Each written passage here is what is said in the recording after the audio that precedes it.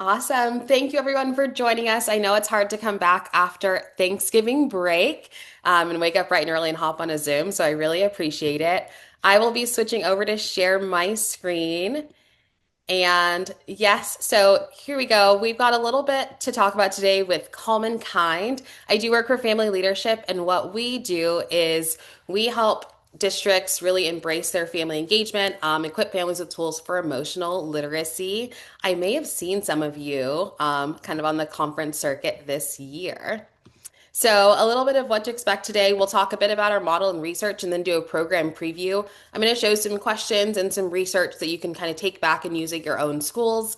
And I'll talk a little bit about our training and support structure, and we've got some time for questions. So we work with all levels. We have about 25 years of experience and have graduated about 300,000 parents. We do parent workshops, so that's what I'm going to kind of walk you through today. We do bilingual workshops. It's turnkey. We include those materials. And our outcomes are probably similar to a lot of yours. So we want really increased academic achievement, family engagement, and parent leadership capacity for the families and the districts that we serve. Our framework is largely based on Dr. Karen Mapp. And many of you may have seen her either at Texas PFE. She talks at a lot of conferences around the country. She is a professor out of Harvard and she works with the US Department of Education as well. Her really big thing is this idea of dual capacity, of saying that we've got families working for student success, we've got schools working for student success, but oftentimes we're working apart, even though we're working for the same goal, and we see each other as a hindrance. And so there's this idea that we can either provide services or truly build capacity for partnerships. So providing services is like we're teaching the lessons, we're doing the things, we're doing the PowerPoints, we're providing information. Or are we truly building up our parents in a way that helps them to support their families and support our communities long term? So, Karen Mapp study found that there was a really big difference in schools that did these different things. And then some of the challenges that came up, and maybe some of these resonate for you, for educators, maybe there wasn't a strong example of what it looked like to really be engaged with families, to honor families. I'm not sure how many of you have gone through teacher prep programs or different training where they may not have focused so much on the challenges in engaging with families. I started off as a teacher. I was teaching out in California, and we didn't talk a lot about engaging families in my teacher prep program.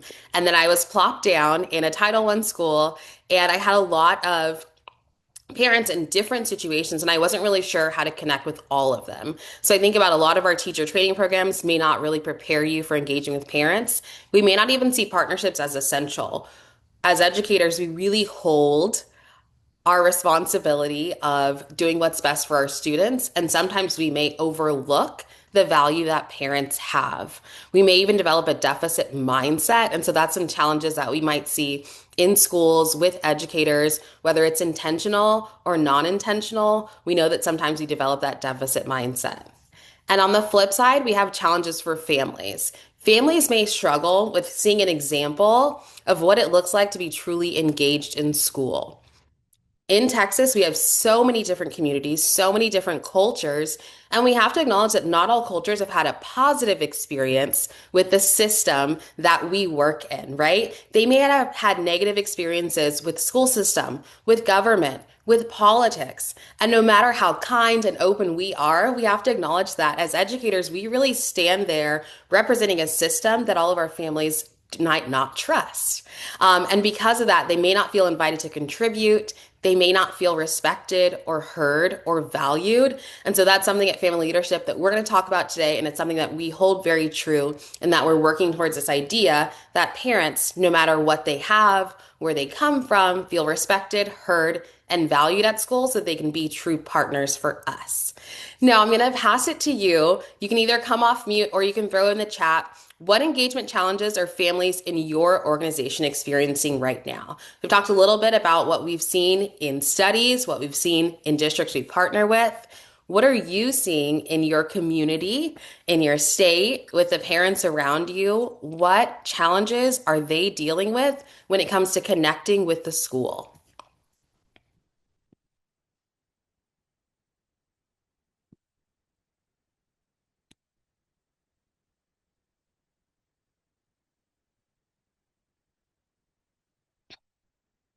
Lack of time, for sure.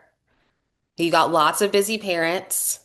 Attendance. Okay. Struggling to get their kids to school. Imposter syndrome. So parents maybe not feeling like they're valued or respected. Working to try to make ends meet, right? Not feeling they have anything to bring to the table, which we know they all have something to bring to the table, even if it looks different. Language barriers, that's a big one, right? And we're not just English and Spanish in Texas, right? There are so many different languages. Attendance coming up again and again. Awesome.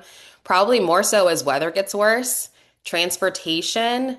Most engagement activities happen on campus. Overwhelmed with information.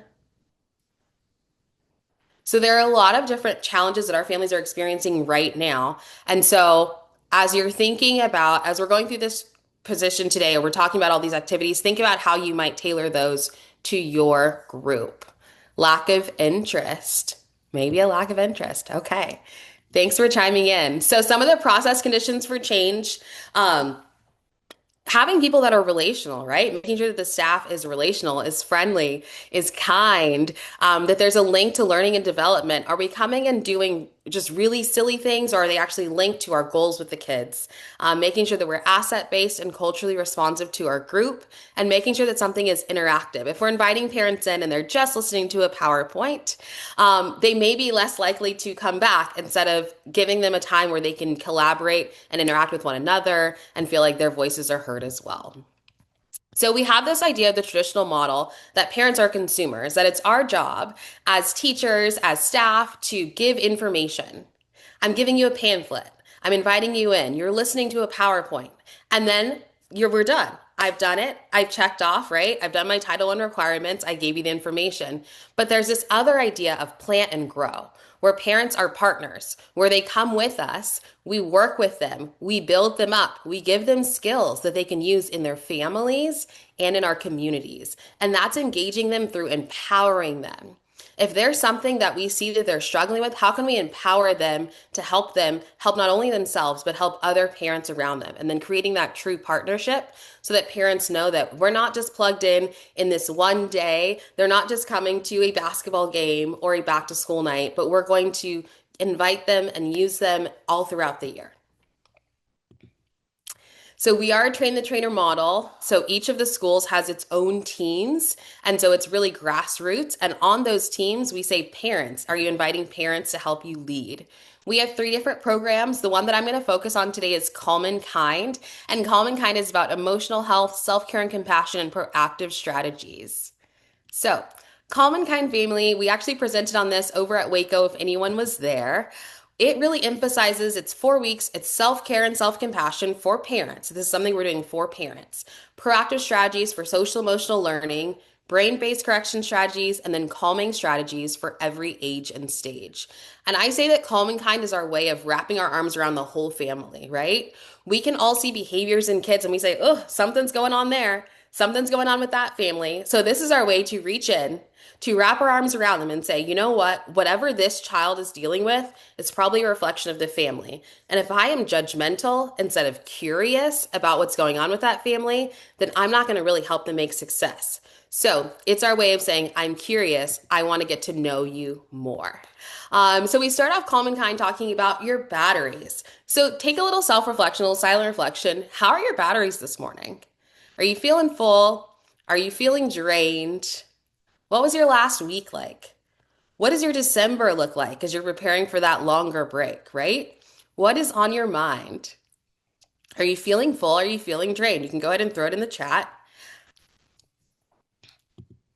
And as we have parents reflect on that, we want them to reflect on how do I parent when I feel full? And if you're not a parent in this room, think about how do you lead in your position of leadership, right? In your role. How are you different when you feel full versus when you're drained? Anyone want to come off mute and reflect on this?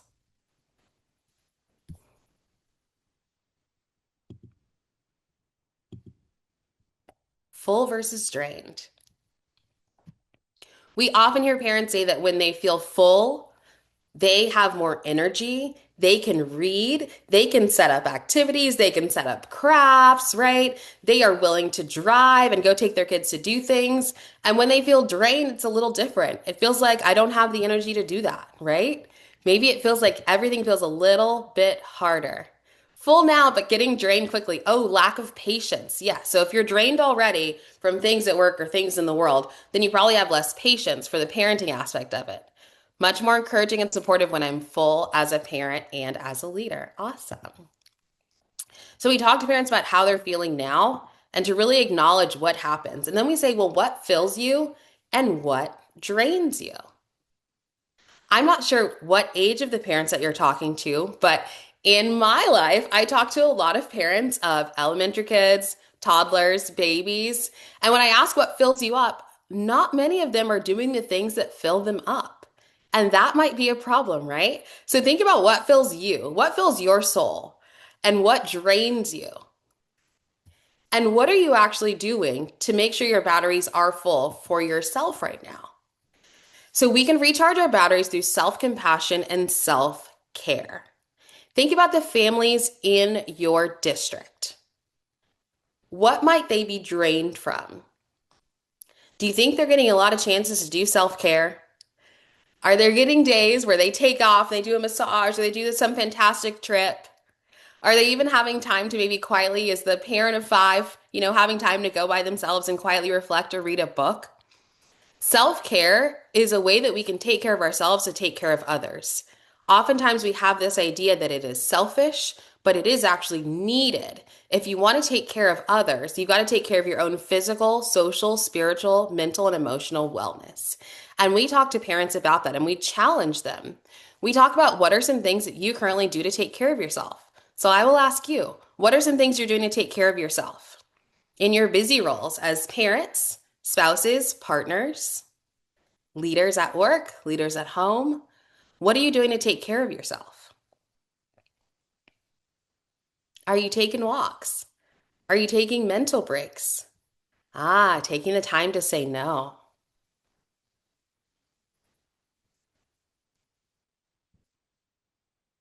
We have real systemic and political fears right now. Yes. Setting boundaries, quiet time, meditation. So we've got some ideas of things that we're already doing to take care of ourselves. Beautiful. And I want you to imagine a room of parents talking about this in a focus group with other parents in the community and talking about the things that drain them, the things that fill them, things that they're doing for themselves. This is a great way to build up community, right? To get parents talking to each other about the hard stuff and the good stuff. We also have a challenge at the end of every week where we have some, for this one, it's self-care ideas for caregivers. So I want you to think about if you didn't share a way that you're taking care of yourself, think about a way that you can take care of yourself this week. Look at this list. Think of some other things that you might have. We have a list of 50. I pulled a few of them for this slide. Think about some ways that you can take care of yourself this week, that you can pour into yourself as you're planning all the things you have in December that are going to be done for other people. Will you take walks? Will you do a little arts and crafts for yourself? All right, so the next thing we're going to talk about today is connection. So how are humans wired for connection? I want you to think about the relationship between a parent and a child, right? The child has a need. They express that need, or you hope that they express that need, and maybe that expression changes as a child grows. And then the need is met by the caregiver. Once the need is met, we develop trust, we develop connection. We're wired for that. It tells us that it's okay to call out. It tells a baby, it tells a toddler, a child that it's okay to say, hey, I have a need. And as our parents are probably older, right? They're adults. Everyone else is calling on them for their needs. Are parents do they have the trust and the connection within the school system, within their families, within society to kind of cry out like that baby does and say, hey, I need help. I need connection. oftentimes they're not expressing those needs. And that's why things like this are so important. You want to get them together. You want to give parents a space to say, hey, I need something. I need care. So that's why we kind of take this time to focus on the parents and not just the parents in relation to their child, in relation to attendance or test scores, but a way for parents to say, hey, what's going on with you right now? When we care for ourselves and we fill our batteries, it helps us to have the capacity to deal with someone else's needs. That's why week one, we talk about this is a 4 week series. And in week one, we talk about taking care of yourself. We're going to get to the kids and the connections and all the things you need later. But let's first kind of turn inward, and it's a time to have reflection. In your organizations, is there something that you provide for parents where they have time to reflect on themselves? Do you have a way that you can care for parents?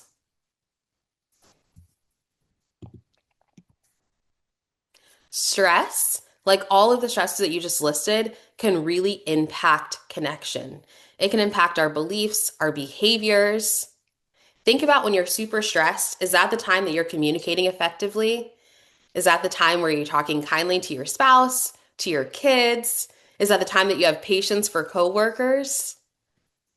The stresses that we're dealing with can impact our behaviors and connection with ourselves and everyone around us, which is why it's so important that we consider this as we're dealing with parents and looking at kind of the societal pressures and stress that they might be dealing with.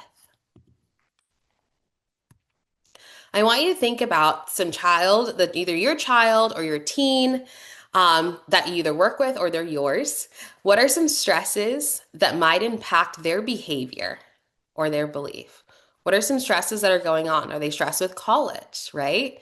Do they have applications coming up? Do they just start a new school? Did they just move? What are some stresses that might impact their belief or behavior? As you're thinking about being compassionate and reaching in and being curious, what are some things that our kids might be dealing with? College for sure, social pressures, right? Family stability. And I would also just take a note that this might be different. Taking the time to think about your kids in this way and to be curious about their stressors may be different. I may be the only one who heard that, like, oh, well, your life is so easy as a kid. Like, what do you have to worry about? But in 2025, we're taking a moment and we're thinking about what might our kids be going through that's driving these negative behaviors or this stress or this need to kind of isolate. Getting into PA school. Okay, nice. Looks like you've got some kids who have some great problems, right? Getting into grad school, moving through the world, but can also cause some stress and social media for sure. I'm 35. Social media stresses me out too. Biggest problems in our world. It's not a competition between people, right? It's not the stress Olympics. We've all got something. And because we know we all have that, we can have compassion for one another. So think about how stress can really break that. Think about if you have a child routine that's struggling and they express that in a really explosive way. Okay. So think about a child that instead of saying, hey, I need help with this, we'll take it to really small. My daughter's learning to tie her shoes, right?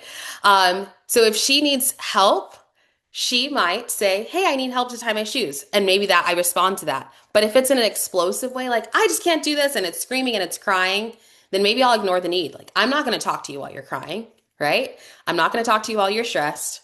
I don't need that. Go to your room. And then it's in a way I can break the trust and connection that I have. Because then my child doesn't feel like they can come to me. They feel like I'm policing the way that they come to me with their needs and their stresses. And as adults, we know that everything doesn't come out the way that we want it when we're stressed, right? At work, in life. But we have to think about as we're focusing on the kids and looking at it's really this idea of being curious and compassionate when you see explosive behaviors. We also have these four responses to stress. So fight, flight, freeze, or fawn. All right. So many of us, I want you to think about which of these, as we're talking, go ahead and throw in the chat, which of these is your primary stress response? Fight? Are you someone who's ready to go at all times? Flight? Are you someone who's like, first sign of trouble, you're like, I'm out of here. I can't deal with this. Disengage, right? Are you someone who freezes up? Where you're like, I'm not sure what to do in this moment. Or are you someone that might fawn, that might do what people expect you to do? That's what you're used to, right? Don't ruffle feathers, don't cause waves. Fawn, okay. About if you're on the road, someone cuts you off, and then they're honking at you and yelling at you. Are you willing to fight back? Is that your mode? Would you fight back? Would you kind of just flee the situation and drive away, not deal with it? Would you freeze? Would it stress you out and cause you to kind of like pause? Would you need to pull over? Or would you fawn? Would you just go along and say, I'm sorry, I'm sorry, I'm sorry? Think about that. And that where someone has having road rage, where do you think you would go there? We all have different responses to stress, and all of those responses are going to be rooted in our personal history. And the tricky thing is, when we're dealing with other people's emotions, we don't know everything that is guiding those emotions. We don't know their family history, right? We're dealing with parents in our community. We don't know their family history, their social history. But Calm and Kind is going to help us to stop and think and try to consider those things, right? We all have different responses to stress. So we said, what is your primary stress response? We've got some fawners, some freezers. There might be many kids in your community whose primary response is to fawn, and they are getting A's and B's, and they are kind and they're not making trouble, but they may have the worst family life. But when they go to school, their job is to do what they're told, and they're not going to lash out. And on the other hand, the child sitting next to them, their response may be to fight, and maybe they're loud, and it's very different, but they could be going through similar things. In traffic, I'd say flight. After some of the news reports I've seen about road rage here, I would also probably just flee the scene. Um, so now thinking about your primary responses, what about your child? So if you have children, if you don't have children, think about a child that you know. What is their most typical stress response? What are they most likely to do if something happens at school? If they were to get into an altercation with a classmate? Are they a fawner? Are they freeze? Are they fighting?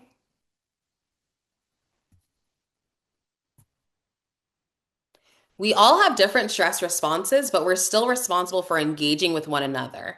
And as the adults, as the parents, as the leaders, we assume much more of that responsibility of respectful communication, right? So we've got to think about and we've got to really take the time to know our kids. So imagine parents in your community gathering together and talking about what kind of stress responses do they most often see in their children and how do those compare? So there are some benefits to taking care of ourselves. So number one is it gives us more capacity to take care of our kids. We parent best when we are full. That's when we can show up to carpool, drop the kid off, engage with some parents, engage with some staff members, pack the great lunch, right? It gives us more capacity. We are full. We are rested. We are taken care of. We've made time for this. This is self-care and self-compassion. It also improves connection. So we build a healthy attachment by giving and receiving care. When our children see us respond to them, right? When our partners, when our coworkers see us being respectful and kind as we respond to them, it improves connection. The other thing is it increases empathy. If we take the time to have self-compassion, we're more likely to have empathy for others. If we take the time to care for ourselves, we can have care for others. And when we see people do things that are outside of what we'd expect them to do, we can kind of put on our lenses of compassion and be curious about why they're doing that without just casting judgment first. And I would really challenge everyone here, take the time to be curious about why families or parents are acting out in a certain way, take the extra step of connecting with them, of doing a little discovery of what's happening within that family. The next thing is it models mental health. If you are taking care of yourself, kids are going to see that. If you are running on nothing but coffee and you're tired and you're short, you are going to pass that on to the kids that are around you. They're watching that. They observe and learn how to care for themselves through you. And the last benefit of taking care of ourselves is it improves child outcomes. Ultimately, we want to prevent against addiction, right? We want to drive kids' academics up. We want to have them be really well-rounded human beings. And so we're going to improve their outcomes by taking care of ourselves first. Self-care is not selfish. It is going to be very helpful for all involved. So some other concepts in research, those were a few things from our week one of Calm and Kind, but we talk about reframing misbehavior. If there is something that you see, if you see patterns in your kids, being curious, wondering what's going on there, really being investigators of your kids' patterns, behavior, dynamics, and attitudes. The other thing is feeling, naming, and taming strategy. How many of us have been told not to cry, not to be so emotional? Calm and Kind teaches us that it is okay to feel those emotions, to name those emotions, to tame those emotions, and really use them to drive productivity, to drive connection. We talked a bit about the four stress responses, so that's going to be a week in Calm and Kind. It'll be elaborated, and it's that fight, flight, freeze, or fawn. And we also talk a little bit about upstairs and downstairs brain, of how to move kids from downstairs, which is kind of not ready to go, right, into the upstairs brain, which is when you're ready to learn, ready to think, ready to engage with others. Compassion is not weak, it's effective. You can disarm stress responses by being compassionate. While someone is cursing out their window, what happens if you say, you know what, have a great day? I'm sorry that happened. Have a great day. How are you today? It can kind of disarm people, right? It increases that connection and trust and can really help improve your image of yourself. If I'm always talking negatively about myself, it's very likely that that's going to happen. I'm going to mirror that and reflect that back onto my kids or those that are around me. So think about how you can see through eyes of compassion for yourself first and then to the kids and families around you. So Calm and Kind equips parents with tools and strategies to correct from a place of calm, and it helps you to be more emotionally resilient. How many of us want more emotionally resilient and connected families? I do. All right, a little bit of our outcomes reports. So we do, after going through this with parents, most of them say that they're able to talk to their kids more about what they're learning in school, more about their goals. We also have parents that say, you know what? We've got a lot more self-esteem, right? We can help the kids develop their self-esteem. 96% of parents feel more connected to staff. All right. How many of us would like our parents to feel more connected to our staff members? What are some things we're already doing to connect parents to staff members at school? Do you have donuts with dad, muffins with mom? Do you have coffee with the principal? What are some things that you're already doing to make sure that parents feel connected at the school? Chances where you invite parents in, allow them to be a part of the community, and allow the parents to socialize with staff members. What's happening already?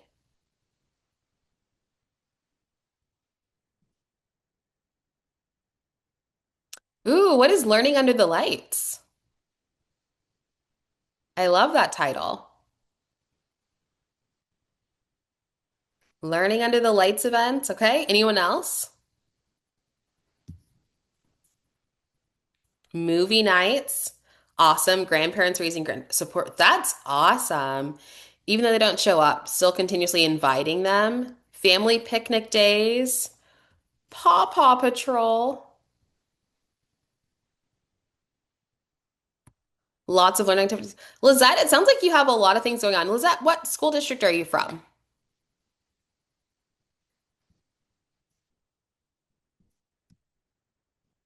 Wascom, nice. Watchdogs, Humble ISD. Awesome. So it sounds like we've got some things going on where we invite parents in to casually connect. And it's not all based on academics, right? Or student performance. So those are all great things and making people feel like they're valued.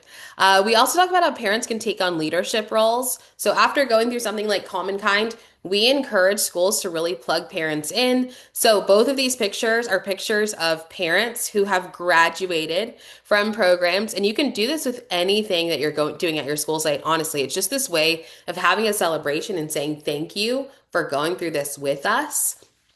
We have our parent graduates who become facilitators for these trainings, PTA presidents and members, district advisors. A lot of people become paraprofessionals. The picture at the bottom is of New Jersey. In New Jersey, we've run the program for 3 years now, and in year three, several of their parent liaisons are actually started off as parents who went through the program. So it's this way of really, after you capture those parents, making sure you plug them in. So if parents are coming in to your family hands-on events, right? They're doing learning activities. Every time you're gathering parents together, have an invitation for the next thing that they can be a part of. Let them know that we also have PTA. We also have these field trips that you can join, right? We have watchdogs that you can join. Oh, come to our grandparents group. So always kind of having the next thing to plug them into, having that available and having that advertised so parents know it's not just a one and done. And you can do that with any programs that you have. Any questions so far?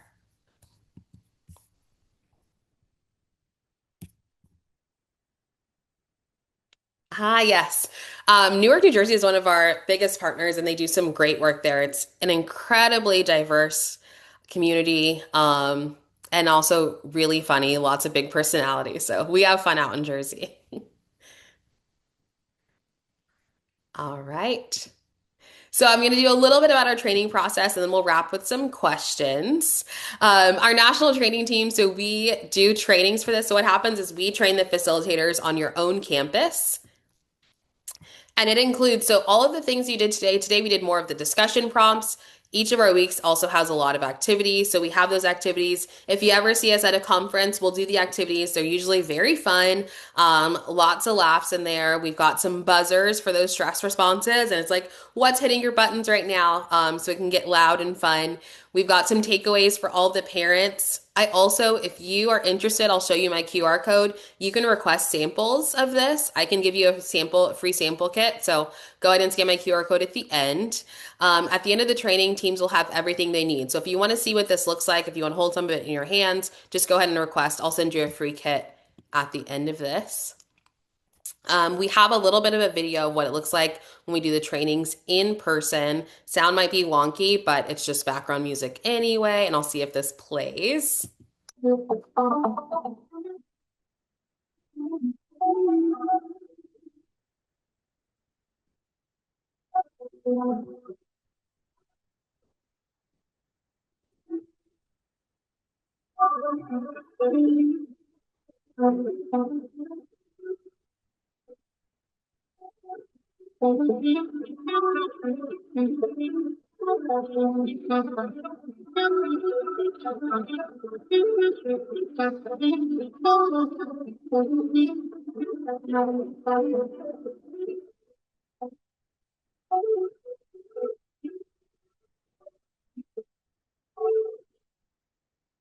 All right. So that is what our programs kind of look like. We got a shout out for Alejandro, who's one of our guys on the team, one of our lead trainers. Which program fits your needs? So we have a few different programs. If you want the samples, I will also share with you samples from Parenting Partners and Family Meals, which are a couple other programs that we have. Parenting Partners is really geared towards building those local parent leaders. It's those strategies. A lot of our districts start with parenting partners. Calm and Kind is going to be the one that is more focused on emotional resilience and kind of an indirect impact. So it's like when you see an emotional need, this is going to be the one that's geared towards that. Parenting Partners is 6 weeks long. So it's really about long term leadership and structure. If you want to just galvanize parents and get them plugged into the school, Parenting Partners is great for that. Calm and Kind, you got a more of a taste of that today. That's going to be emotional resilience. And then family meals. If you're looking at the idea of maybe families being disconnected, social media issues, nutrition, family meals is going to talk about all of that. So I've got samples for all of those that I can easily send out to you. And then we've got a few of our, so we work around the country. Some of our friends are in Louisiana. We work with a really great district called Calcasieu in Louisiana. Anaheim, we have a ton of partners out in California. That's where the program is based. I am based out in Austin. And so we've got some Texas, we had a lot of Texas groups as well.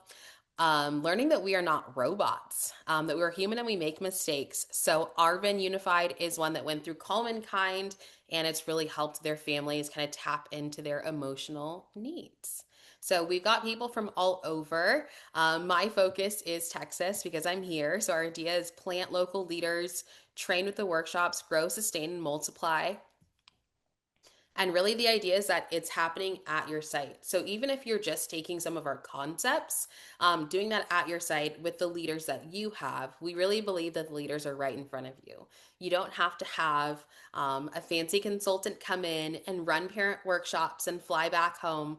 But this is a way of really investing in the community that you have, and that will be with you year after year. If you are interested, I'm happy to set up meetings or send out samples. You can just scan that QR code there. There's all my information. And if you're local, I'm happy to do some local drop-ins. I can even drop off sample packs. I've got lots of those in my house. So that is what I have for you today. I know we're going to have some time for questions. So I'll give you a moment to take down my information, and then we've got some time for questions. If we have anyone want to come off mute or Yes, if you yeah. guys have questions, if you're comfortable to come off of mute, you can do that, or you can put it in the chat either way. Raquel seems to know of Lake Charles, Louisiana. They are the kindest folks with the best fried catfish I have ever had. We do love them out in Lake Charles.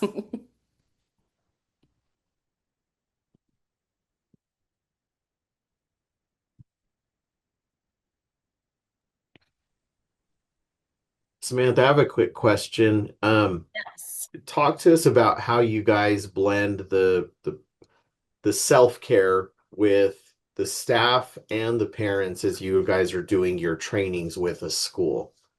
Yes. So when we train, we're usually training just the staff, and then parents if they're ready, and they'll come in. And what we do is we talk about everything that you're going to teach to your parents, but we have conversations with staff. So we've had almost interventions, honestly, about just like staff treatment and things like that and what is staff experiencing. And that's why it's really nice for this work to be sponsored by a school leader, by a district leader, someone who says, okay, I'm ready to support my staff in this, and I'm ready to have those tough conversations and kind of lead by example. So that's how we kind of blend that.